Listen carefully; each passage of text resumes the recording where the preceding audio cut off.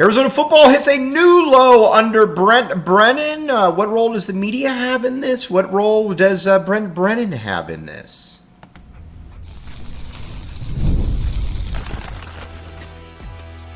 You are Locked On Wildcats, your daily podcast on the Arizona Wildcats.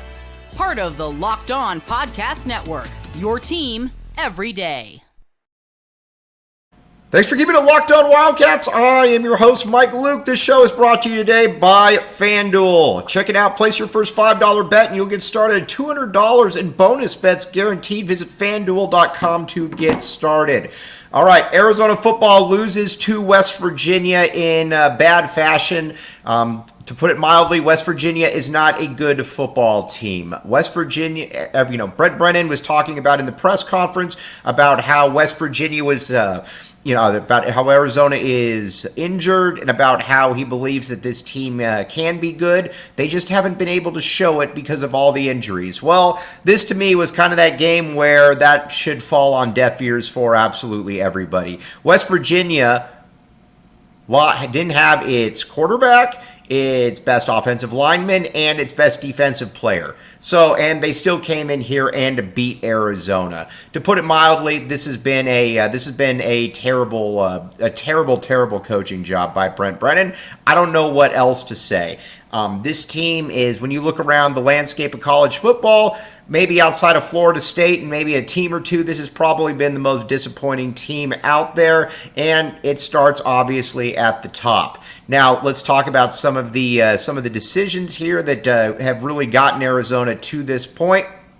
And let's talk at first about the offense. Now, the offense I thought looked better in the second half when they were down and they were hurrying to try to make plays. I would love to see more of that. But this team all too often this year has played slow down, has played conservative, has not done really anything to get this going. And watch it. There's no tempo. I didn't even know that Arizona had a 2-minute drill offense because you haven't seen it at all this season. You look then at the passing game. Like I said, there's no quick hitters, there's no anything like that. And against West Virginia, you were going against a team that was absolutely devastated by injuries. And in the press conference, Brent Brennan said something that I thought was interesting, and this continues to happen game in and game out, where he goes up there and he says, well, we gave it, I'm proud of the guys for fighting, I'm proud of the guys for, we're staying together, this, that, and then he said, I believe that we can be a good team, we just haven't been able to prove it yet. Come on, dude. We're 8 games into the season. The season's almost over. At some point, you've got to be able to prove it, and this team has not been able to prove that, obviously, under him, and there's just been way too much player regression. You look at it, Noah Fafita is a player that is incredibly cerebral. The one thing about Noah coming out of high school was that Noah was known as one of the smarter football players that a lot of guys had ever scouted. He was that guy. And then you watched him last year, he was pretty much flawless. He didn't do stupid things if there was a play in front of him. And the other thing, he was able to maneuver the pocket. He was able to navigate the pocket in such a manner that was very impressive for somebody so young. He moved and he slid up the pocket. This year, that pocket presence appears to be gone. Look at somebody like Wendell Moy. Wendell Moy was viewed as being a NFL caliber prospect. He has taken a massive step back. So when you look at the offensive side of the football, I don't know who you can sit there and say has done a good job. The offensive line has not been good. I like Alonzo Carter. I think Alonzo Carter has done a nice job as running backs coach, and he obviously got hit with the Ja'Cory Crosby-Merritt thing. But the running situation has been functional. Now, the other thing, too, that I think a lot of people are, Brent Brennan and I think in some of the staff are frustrated by the media, and the media not just kind of, blindly accepting everything that is going on with Brent Brennan. Listen, people that say, well, the media has turned them, the city on Brent Brennan, I don't buy that for a second. And the reason why is because fans are smart. They know what they are watching out there on the football field. They know exactly when they see a team that doesn't look well conditioned, that's players drop like flies game in and game out. And they also see a coach that, let's be honest here, looks listless. That looks like he has not been, that he came in here and he said, I'm not going to engage the community. That's not my role. My role is the 105 guys on the roster. Cool. That's fine. In a vacuum, that's fine. But guess what? You've got to be able to win those games. And if you don't win games, then people are going to criticize you. That is just the way that this thing works. And it just kind of feels like, that this staff is kind of focused on the wrong things, from, whether that's, a media criticism, to making sure that nobody can see into the weight room, to just a lot of different things that just make absolutely no sense. And I think that's where so many people are just kind of flummoxed by all this. Now, one guy that does get it is Dwayne Aquina. Dwayne Aquina, now you talk about a unit that has been ravaged by injuries. Week in and week out, they try, and a lot of times, it's not good enough, but, you're without Jacob Manu. You're without Gunnar Maldonado. You're without Traden Stukes. I can keep going on and on down the list, but they keep trying, and they've had a lot of games this year where they've been good enough to win football games. As a matter of fact, I would say that in most of their games, they've been good enough to win football games. And so I've got really no qualms whatsoever with the defense and what Dwayne Aquina has been able to do. But overall, this has been a bad product, and people know bad football when they see it. I think the thing that is also frustrating for so many people is something about the lack of identity on this team, and about why are we at this same stage where you are going into a season and it doesn't feel like there is any form of identity. This was a year that you had to be able to go for broke. And, because Arizona has never really been able to string together 2 consecutive really good seasons in a row, and that obviously isn't going to be the case this year. This has been just a massive, massive disappointment, and we're going to get into that, a little bit further here. But first, FanDuel. All right, here's the deal with FanDuel. You can get started with $200 in bonus bets guaranteed when you place your first $5 wager. That simple, that easy. You got college football here, you got the NFL, you got all kinds of good stuff, and you've also got the NBA.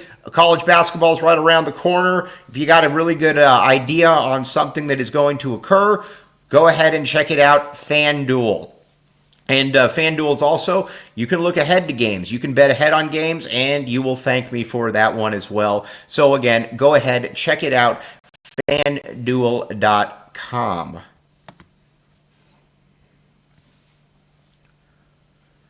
Thanks for keeping it locked on Wildcats and making this your first listen of the day. I am your host, Mike Luke. Okay, now, the other thing, the player progression. Where has that been pretty much all season? Listen, I know that there were some holes on this team, but there was still way too much that was given. You had the National Freshman of the Year at quarterback. You have the best wide receiver in the country in Teteroa McMillan, who will go down as the best wide receiver in school history and probably one of the handful of best players. You return 3 of 5 offensive linemen. The running game is good enough, but you didn't really bring in anybody outside of San Jose State players that has been an actual contributor. And in the transfer portal era, that's just not good enough. And when you've had to make plays this year, whether that's on offense or defense, the injured team that Arizona's playing has generally been the one that has made those plays. And look at West Virginia. They were 4 of 4 on 4th down. Arizona was just not able to stop them. And the only time that Arizona really got going was when they were down a ton, and that's when they were just kind of airing the football out. So where do we really stand with that? Obviously, it's not in a great spot, but there is just so much that has just been so disappointing about this. And the whole thing, too, when you go into the presser and you say, well, you know what, I don't think we're that far off. I don't think we're this and that. At some point, man, at some point you just kind of look lost. And as far as recruits go and about all of this, A recruit is going to be far more interested in what they're seeing on the field. Let's talk about, if you're a 4-star wide receiver and you're watching this product out on the football field, why in the world are you going to say, you know what, that's the kind of offense that I can envision myself in? Now, with Jed Fish had a vision. Say what you want about him, but Jed Fish always knew that this is what I want to do. We are going to have an explosive offense. We are going to get wide receivers in here. We are going to have bigger players, and not only are we going to have bigger players, if we miss, we're going to miss big. There's been none of that. I don't know what the recruiting philosophy for this staff is. And I don't think that really anybody knows. And I think that's something that's also very frustrating about this, is you're coming in here and you don't have a vision for what you are doing. Now, listen, at this stage, this season obviously has been, no matter what happens, this season has been a massive disappointment. But for the people that just say, well, you know what, you just need to sit there and you just need to cheer louder, everybody supports these kids. I'm not breaking news here. I've put out a million times how I feel that this staff has failed Noah Fifita, because I know what kind of football player Noah Fifita is. I feel, and again, some of my all-time favorite players are on this team. So there is that. But it also, if you're watching a terrible product out on the football field and you don't say anything, you're also just basically enabling that. And I think that's where this staff came in, and Brent Brennan, and I think that I just don't think they were ready for this. And when I say they're not ready for it, I just don't think that they knew that, everybody should just be kind of happy with, that football's out on the field, and we'll just see how this all plays out. Being a nice guy is great, but also at the end of the day, also knowing that you've got to be able to win football games. This just isn't good enough, and that's the unfortunate part about all this. It just has not been good enough. Now, what does this mean for Arizona going forward? We're going to discuss that in just a second. But first, Game Time. All right, now you might not need to go to Game Time to get tickets for Arizona football games, because those tickets will probably be somewhat easy to get. But guess what? You might also still want to go there because you can get really, really good deals. Game Time, again, check it out. Take the guesswork out of buying tickets with Game Time picks. Download the Game Time app, create an account, and use code LOCKEDONCollege for $20 off your first purchase. Terms apply. Again, create an account and redeem code LOCKEDONCollege for $20 off. Download Game Time. What time is it? Game Time. Ooh. All right. With Game Time also, you can go to concerts, you can go to sporting events, you can go to a litany of different things. Game Time is where it is at. So go ahead and check it out at Game Time.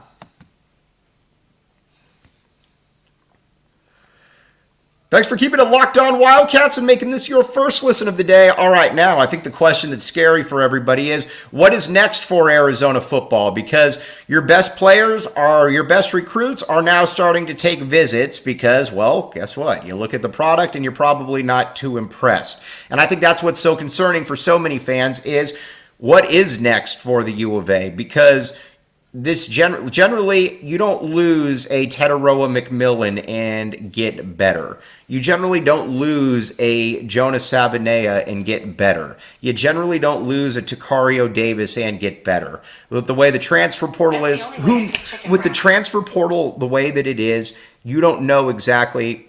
You're kind of at the point now where it's like, you could be looking at a very, very tough, very, very bad roster next season. And I don't think that there's anything that is shown from Brent Brennan that you are able to actually fix all of this, because we are watching the same thing week in and week out. We are watching the same press conference week in and week out. And so I don't think that there's a lot of room for promise, to put it mildly. But just a devastating loss for Arizona. This is a game that Arizona should have won. West Virginia is not a good football team, and they were even more banged up than Arizona, and they came in and they made the plays needed to be able to beat Arizona. That's really all that you can put into this. This is a huge setback for Brent Brennan. Not that there were a lot of big wins to go with, but this is something that you can't really, I don't know, that necessarily recover from this season. Now, Tomorrow, we're going to talk Arizona basketball. That's something that we can absolutely, this is a loaded basketball team, and it is a fun basketball team. The other thing about watching this football team is that it's been very boring. If you're going to lose, be like Rich Rod and at least make it entertaining for me. That has not been the case. But we will come back. We'll be talking football, and we'll be talking basketball with you tomorrow. As always, thanks for keeping it locked on Wildcats and making this your first listen of the day.